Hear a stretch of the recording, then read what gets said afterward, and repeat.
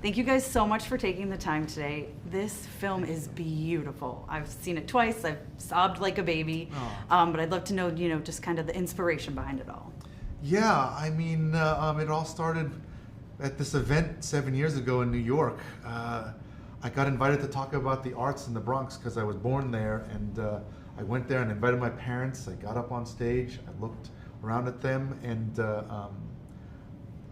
look, I don't know how many times you look at your parents and you get overwhelmed. I looked at them and I got overwhelmed because I saw the age and the tiredness and the pride in their faces, and I broke down. I just cried up there on stage, and I was just like, thank you, Mom and Dad, for everything that you gave my brother and I, all the hard work. And I was at an age where I had kids, and I was just like, how the hell did they do all this without knowing the language and without having any money or connections here? And I came back to the studio, and some people are asking about it, and I told them that anecdote, and they were like, Peter, that's the next film you have to do. And so that's how this started, and this weird sort of like life little moment became the seed of something that became this. Yeah, and how about for you? What made you want to be part of this story? Well, I mean, I love working with Pete, and he's incredibly, I was really excited to see what original movie he had in mind, because the one we worked on before, what we inherited, and we were very fortunate to get to do that. So when he pitched the idea, I just loved it. I loved, it represented a lot of challenges that for me personally I was interested to take on here at Pixar, and I just thought it had kind of limitless possibilities, and it was way more complicated and difficult than I ever imagined. Yeah, really hard. Yeah. I was going to say, speaking of that, just literally watching the movie and their insides are moving the entire time. Yeah. Like, can you talk about how difficult and what a challenge that was? Yeah, there was so much terror involved in all of this, to be honest, Tessa. Like when we even first talked about Fire and Cracker, now that they're there, like it feels like it's obvious, but at the time, all I had were these sketches, and people were just kept going like, wait, how is this gonna look? What is this gonna look like? And there wasn't anything to point to. You could say the Human Torch or the Ghost Rider, they were all like realistic fire, but there weren't, there wasn't anything to really point to, but which got us excited. But what that means is there was no road. There was no road to build any of this, and Denise got the team to say, like, okay, we better start building roads now to even get close. And those first times where we saw Ember come alive, she was terrifying. She was like this. I haven't shared this anecdote with anyone, but I think maybe it was like in 2019, our executive producer said, I think maybe it was like September. He goes, I'd really like to see a test by the end of the year.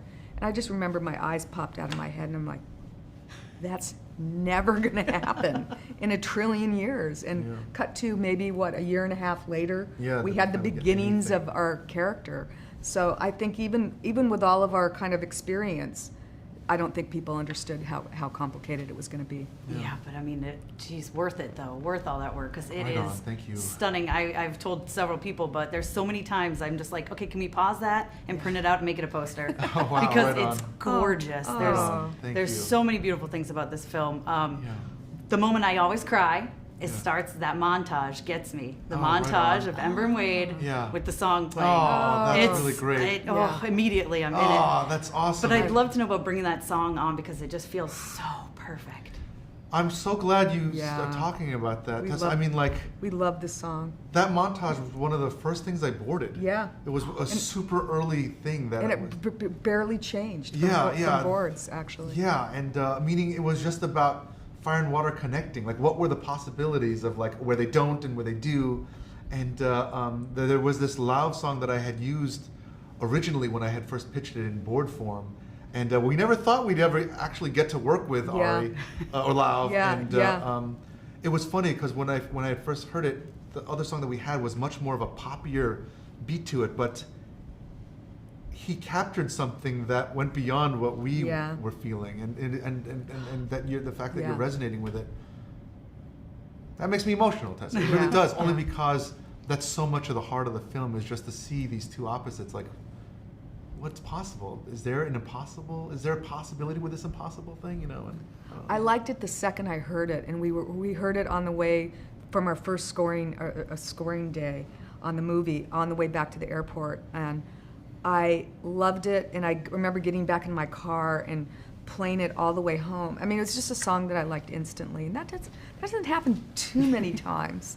Yeah. And we feel just, I mean, we love the music in general. We love the score. Yeah, lucky. Yeah, We're very lucky. yeah. I mean, it's a beautiful, gorgeous film. And then as a mother of a queer daughter, I want to thank you for throwing in Lake there. I thought that was absolutely beautiful. That sentence, she looked right at me. She was like, Mom. Yeah, oh, that's this awesome. is in a Pixar movie, so I think that's beautiful. I love that family. Like, that family is so welcoming and so open, and wanting to just, have a hopeful family of love like that is just, that's amazing. It's thank you guys so much for this film. It's beautiful. Yeah, and I was like, I'm Wade. Like, I cry all the time. My daughter was like, that's you. Yeah, me That's too. me. Us too.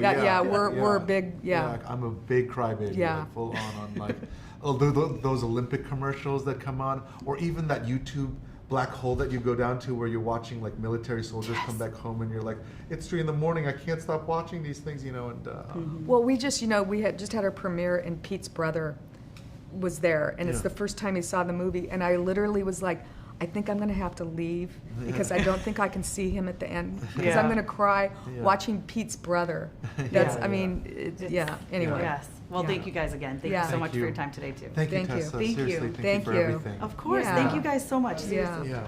Oh. Yeah. It's always a pleasure. Yes.